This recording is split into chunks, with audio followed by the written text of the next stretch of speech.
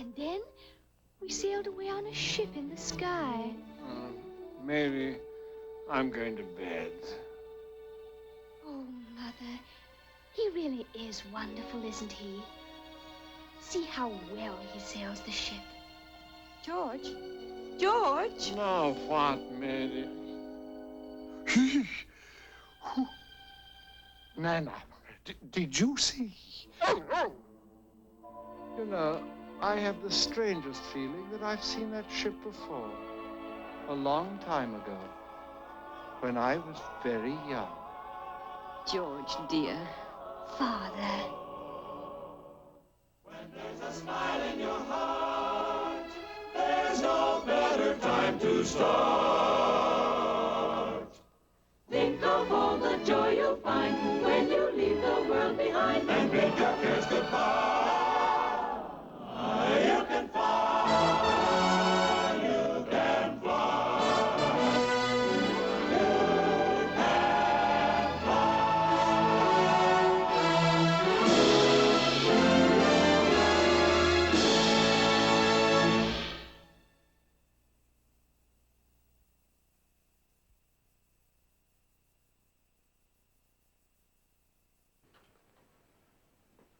Don't worry, there's nothing wrong with your television set. This is a Pixie Bell. The sound is much too high for human ears. Oh, there you are, Tink. Hey, get that stuff off of me.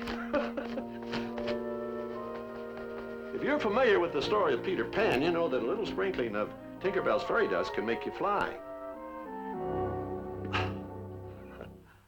Tink, wait a minute. Haven't you forgotten something?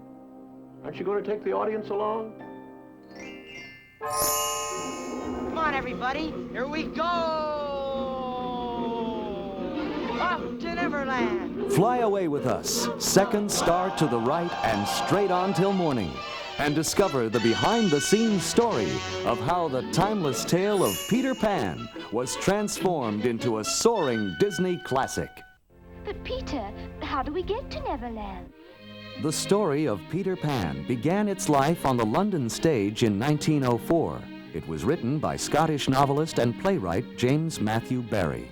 Sir James Barrie was inspired. I guess he was visited by the muse when he created Peter Pan. It was just a marvelous idea. And the testament is the fact that it's lived all these years and had so many incarnations. He created something that I guess will be immortal.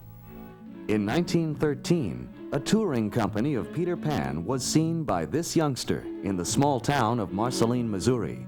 The boy was Walt Disney. He never forgot this epic of boyhood and its unique combination of fantasy and swashbuckling adventure.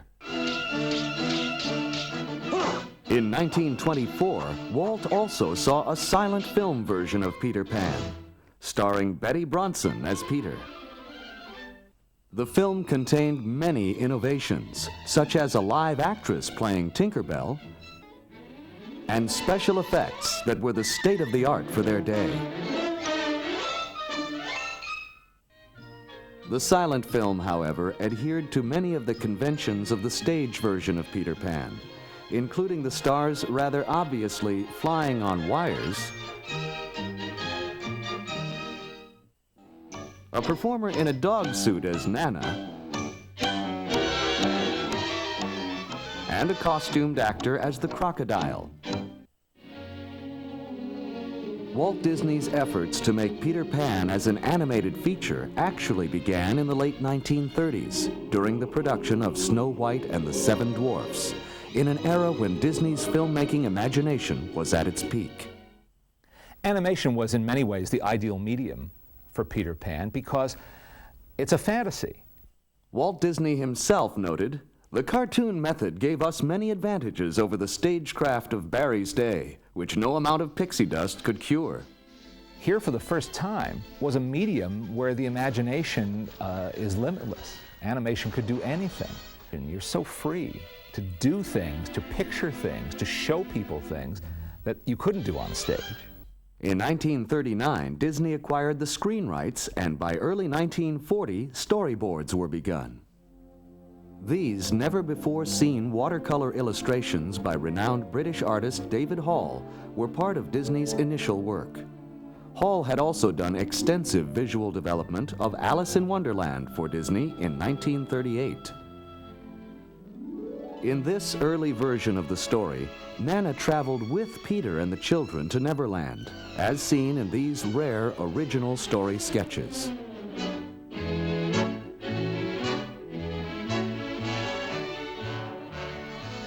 Much of the art created at this time was also darker than the original play, and far more sinister than a typical Disney effort.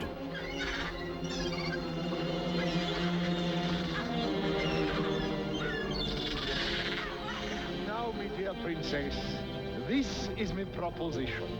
You tell me the hiding place of Peter Pan, and I shall set you free. You talk. You'd better talk, my dear. This is your last chance, Tiger Lily!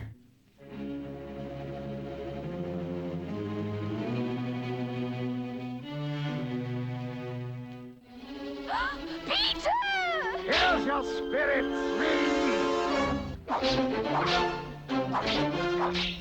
Give it to him, Captain! Cleave him to the brisket! Tiger Lily!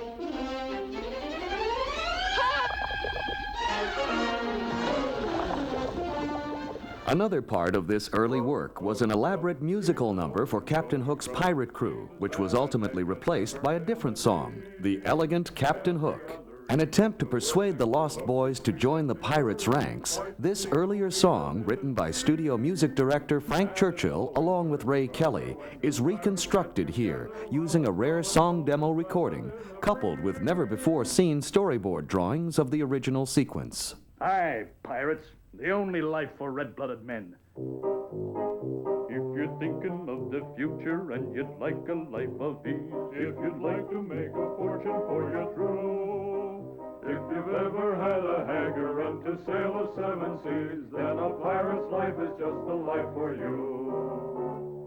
Yo-ho-ho, up and herring you must go, so you might as well make up your minds to sign. If you'd like a share of plunder, if you care for blood and thunder, simply step right up and sign the dotted line.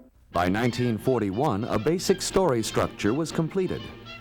However, the onset of World War II stopped the development. After the war, Walt Disney brought Peter Pan back into development. Progress continued throughout the 1940s, including extensive concept art by renowned color stylist Mary Blair. Finally, in 1950, he said, now's the time, let's do it. And they did. The Disney version of Peter Pan has another interesting first. It's the first time a boy was shown as Peter Pan. There had been a tradition from the time of Maude Adams on the stage and right through Mary Martin and in recent years Kathy Rigby, Sandy Duncan, many others have done it, of women playing Peter Pan. But it was something that was broken, a tradition that was broken by Walt Disney by showing Peter Pan as a boy. Now, it's an animated boy, but it was really a boy's voice, and he was depicted as a boy, which is what he's supposed to be.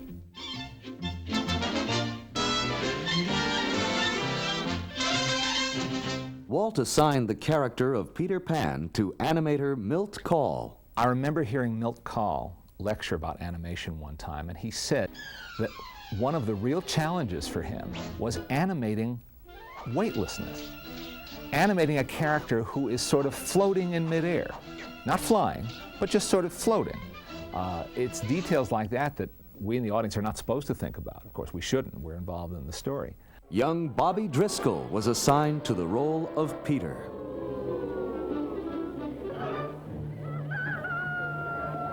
Where is that villain, Captain Hook? I'll slice him up and throw him to that crocodile. I guess Bobby Driscoll was an obvious choice for Walt to make because he was the resident juvenile star at the studio. Driscoll had debuted in Song of the South, after which Disney cast him in several projects, including So Dear to My Heart and as Jim Hawkins in Treasure Island. Get on with it, girl. My name is Wendy. Wendy Moore Angela Dahl. Wendy's enough. Walt also didn't have to look far for the voice of Wendy. he found what he called the gentle and gracefully feminine voice in the same actress who had played Alice in Wonderland, Catherine Beaumont.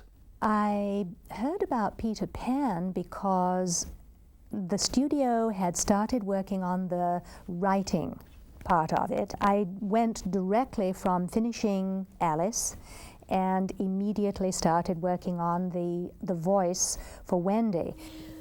Oh, slave in the mirror, come from the farthest space. Through wind and rain I am here, young mistress. Oh my goodness, you got here in a hurry. I didn't get to finish the magic words. Well, it so happened that I was in the neighborhood. Hans Conried, seen here as the face in the magic mirror, was cast in the tradition of the stage play as both Captain Hook Bluff and Peter Pan. and Mr. Darling. Out! Out, I say! Hans Conried was inspired casting, you'd have to say, as Captain Hook. He was a consummate actor and had been one of the busiest and best radio actors throughout the 30s and 40s. So he was well schooled in how to act a part vocally. Peter Pan will be blasted out of Neverland forever. To bring the villainous Captain Hook to animated life, Walt assigned veteran animator Frank Thomas. So I was wondering who was going to get the juicy assignment of doing Captain Hook, and I heard that Walt wanted me to do it. I thought, gee, putting me on that kind of a villain, a comic thing. The story man, Ed Penner, had seen him as a foppish guy, grand manners, thought this is the way to live, midnight suppers, wine, all these gourmet connoisseur type things. While the director saw him as a tough, mean guy who'd shoot the cannon and shoot his own crew on the ship, and he was a menacing villain. He was a menacing opponent for Peter Pan. Now let me see, where was I? Walt knew that for his version of Peter Pan, Tinkerbell would have to be developed as a fully realized character. From the late 1930s on, character sketches trace Tinkerbell's development, and each reveals the then current conception of feminine beauty. The character that I worked on was Tinkerbell, and Tinkerbell was visualized as a spot of light, which no doubt was something like a strong flashlight that moved around on the background of the stage. In our medium, you couldn't just use a spot of light. So I came up with the design that you see here. She's a pure pantomime character, which in itself I think is very interesting, that she didn't talk, but you know what she's thinking. There's been a rumor for years that she was patterned after Marilyn Monroe. It's the kind of likable story people will repeat because it sounds good, but it doesn't really wash because she was not a star yet. She was not a superstar or a pop culture icon. She was in Hollywood, but the designers and animators at Disney wouldn't have known who she was. I was Tinkerbell. I got this call to come over to Disney to do this audition, and they said, we want her to step on a mirror, a hand mirror that's on a dresser, look down, preen herself, and then suddenly see her hips and be very uncomfortable with the size of them. So I did. I said, certainly. And I stepped on and I looked down and I saw my hips and I measured them. I stamped my foot and marched away. And they said, would it be convenient for you to come next Tuesday? So they knew that I had the imagination that they needed. The use of Margaret Carey as a live model for Tinkerbell was only part of the considerable reference used by Disney animators to bring Peter Pan to the screen. The second part of my performance after the recording was done was what was really making the film, although in this situation it wasn't a film the audience saw. It was only for the animators, and it basically was done so that the animator could watch the action taking place. The audience always got confused when we talked about live action help. We'd say, well, an artist needs a model. You've got to have something to guide you. But it was also very helpful in little ways of a guy turning and looking back over his shoulder, how far do you turn his head, and you find if you got the real person to do it, this other arm here would come out as it turned, or have something come up to his chin, or some little thing you hadn't thought of. And very often that would make the scene come alive. A codfish on a hook. I'll get you for this plan, if it's the last thing I do. If America has an art form, I'd say it's the Disney feature cartoon. After nearly 2 decades of work, dozens of story treatments, and thousands of drawings, Walt Disney's Peter Pan was finally finished. It was first released on February 3rd, 1953, and was an immediate audience favorite. It has remained one of Disney's greatest animated achievements and a beloved classic. When we watch Peter Pan, guess what? It's all safe. We all come back all right. It's a story that has meaning for everybody. Adults, you know, looking back and seeing this little boy who doesn't want to grow up. The idea of keeping that youthful spirit, not surrendering your childhood, well, that's a very strong idea and a very magical one that has enormous appeal. And then, of course, it was sprinkled with that Disney magic. Talk about, a perfect marriage, Peter Pan and Disney. You know, I have the strangest feeling that I've seen that ship before, a long time ago, when I was very young.